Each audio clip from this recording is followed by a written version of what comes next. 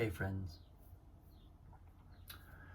This unusual backdrop that you're seeing is an Airbnb in Providence, Rhode Island, where Katie and I are attending her 20-year college reunion. I wasn't so sure I was coming on this trip for a variety of reasons, but here I am, and I'm super glad I made it. I haven't slept in about 48 hours, so it's a combination of total catatonic brain flatline territory and seemingly kind of effortless epiphanies for at least the last 12 hours or so. But I'm super glad to be here. It's really, I'm glad I made the decision to come, and it's so even just in the last hour or so, 2 hours, I guess, to 3 hours since we actually got into Providence, I've gotten to watch Katie relive, kind of be stimulated by this environment and have memories triggered and have, go drum up her old haunts and walk into the theater where she did a bunch of productions and go to the Italian market where she used to shop when she was in college. So it's just been really fun to watch that happen. And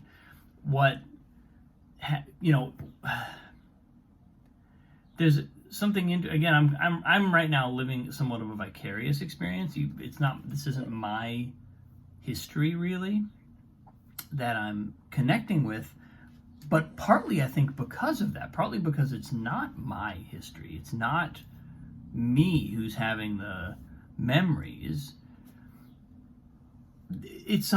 I've sort of had a dialogue with Katie around how it feels and what this all is kind of doing, and there's this really interesting thing showing up about how our past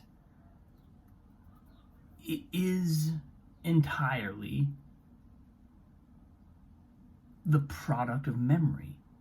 There's something about having memories triggered, having memories evoked by a place or by surroundings, and then in that moment also realizing, because one of the things Katie's been saying is that how much,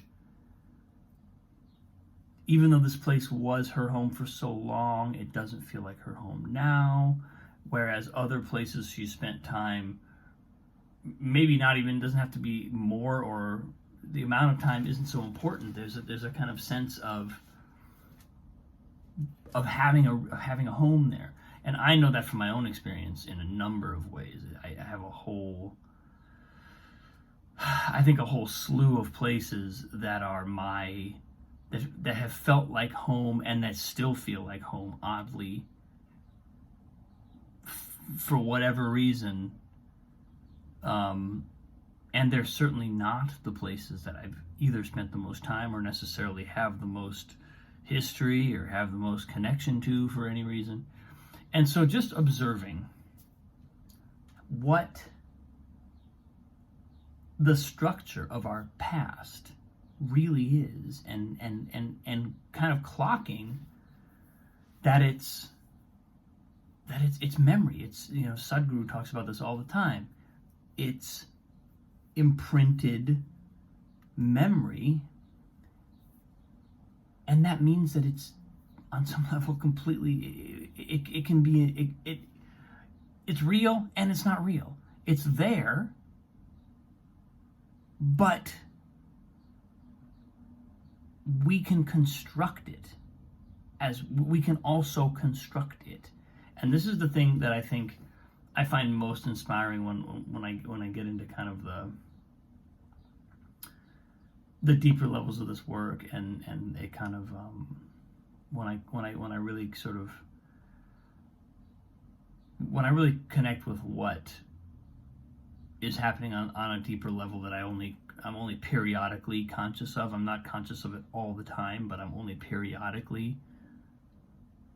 It's like I'll have moments where all of a sudden I become aware of it and then it kind of goes away again. But there's an awareness that comes through that we are creating our reality. And whenever I say that, it sounds so kind of, I don't know, new agey and cliche, but it's really true. It's bizarre, and I think something about watching someone, or whether I'm the person or whether I'm watching Katie do this, watching someone excavate their memories and really reconstruct a picture from memory, kind of flashes or triggers for me this recognition that, oh, that's all that's ever really happening. That's obvious in this circumstance because it's explicitly what's happening, but that's all that's really happening. All of our reality is being triggered, maybe not consciously, but it's being evoked by the circumstances that we're in, or the circumstances that we're conjuring, and that's what that forms the contours of our personality, of who we think we are, forms the content of our history, what we think we've done, where we think we've been. And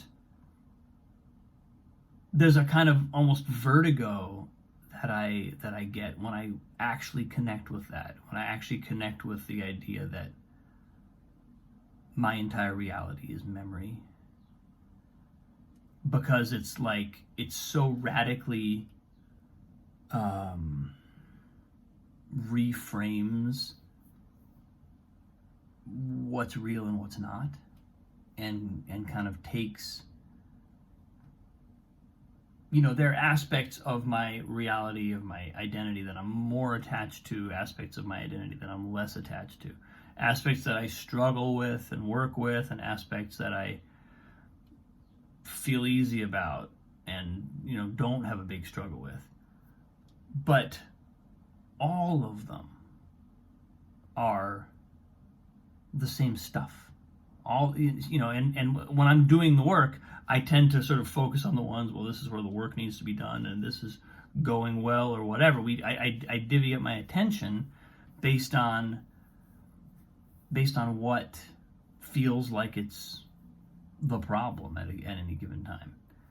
But if you really take like a Sadhguru at his word, all of it, literally all of it, is kind of equally capable of being, if not deconstructed, which is not necessarily always what we want, certainly reframed into something I now know. I have built this. I have built my identity. I have built my reality. I may not have done it consciously, but I have done it every step of the way. And I continue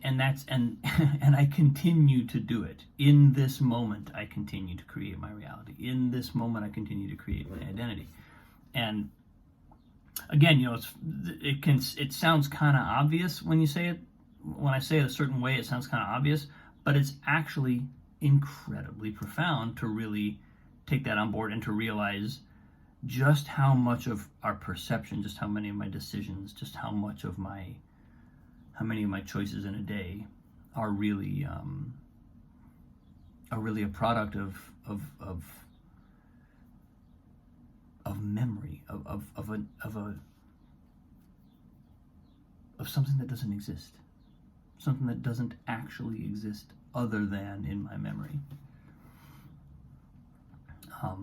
I don't know, there's something about that just, it's both, like I said, it's a little bit of a feeling of vertigo, but also tremendous empowerment and a tremendous sense of real